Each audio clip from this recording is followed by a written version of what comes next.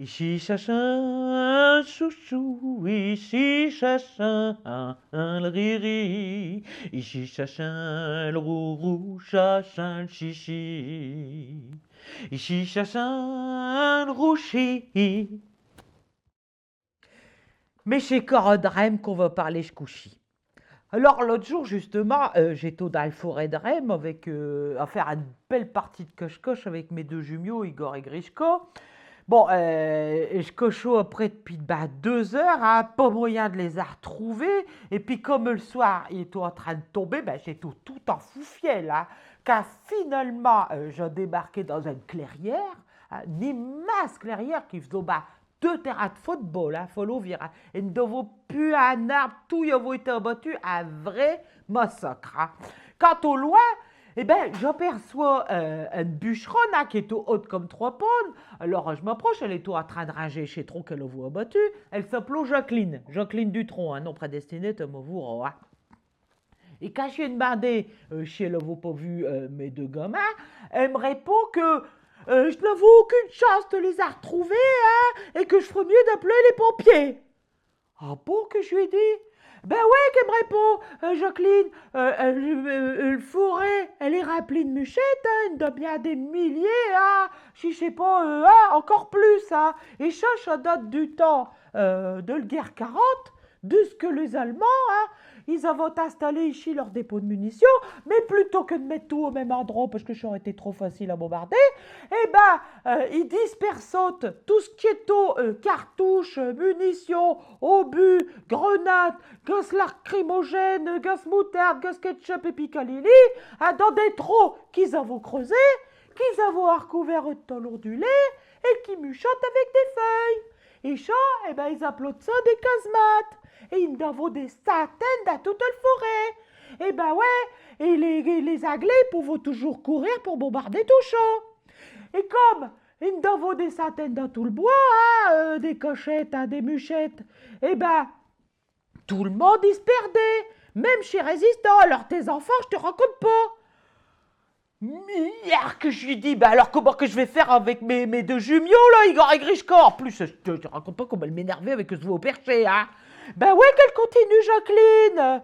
Eh ben ouais, parce que le forêt de Rem, elle n'a vraiment bavé, hein, tu sais, pendant la guerre 40, hein. Rien que pendant le Maragorio, qu'on appelait le mar aux Allemands, hein. Eh ben, les Allemands, qu'est-ce qu'ils ont fait? Ils avaient installé un terrain d'entraînement pour leurs avions. Ils y faisaient des piquets, des lopagues, toute la journée. Et en plus, ils testent toutes les mitraillettes, hein. Ce qu'il faut du matin au soir et du soir au matin. Ce qu'il faut que j'étais vraiment fort à la mot. Jusqu'à ce qu'il y a eu une épidémie d'acouphènes dans toute la ville à cause de chaud, hein. Plus personne n'entend rien du tout. Tout le monde est au chaud comme des pots. Et attends, c'est pas tout qu'elle me dit, Jacqueline. Ben quoi que je lui dis? C'est pas possible. C'est pas quoi qu'elle me dit? Ben non, je lui dis.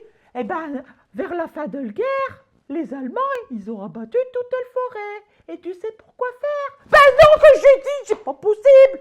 Eh ben, t'as pas une idée? Bon, là, j'en pouvais plus, alors j'ai donné me largue au corps, hein, d'autant que le soir, il tombait à toute plaque et que je n'avais toujours pas des nouvelles de mes jumeaux, Guillaume et Kirishka.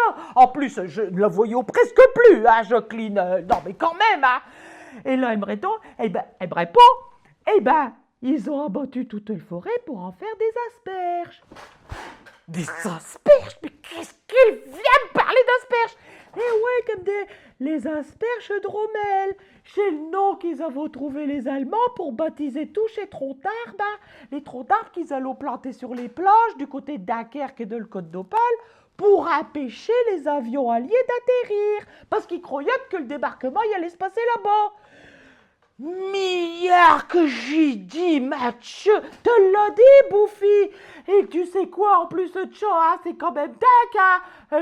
Le Forel s'est sacrifié pour rien, parce que, comme tout le monde sait, le débarquement, il a fini par se passer en Normandie, hein, et Naïchi. Alors le Forel s'est sacrifié pour des prônes et des asperges.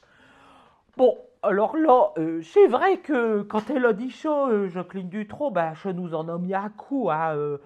Et alors, on est au là, le tient baissé comme ça. Et là, mais qu'est-ce que que je vois arriver là, qui sort d'un terrier qui était juste à nos pieds, Igor et Grishko, qui est au couvert de berdoule, c'est pas possible, hein, alors qu'on s'apprête à appeler les pompiers, hein. Mais hier, hein, je dis ceux-là, hein, ils m'en auront fait, hein. Enfin bon, écoute, tout est bien qui finit bien, hein, pour le forêt de Rem, qu'on finit par repousser, comme on va le voir dans ces épisodes suivants. Ici chacun chouchou, ici chacun le riri, ici chacun le rourou, chacun le chichi, ici chacun le rouchi,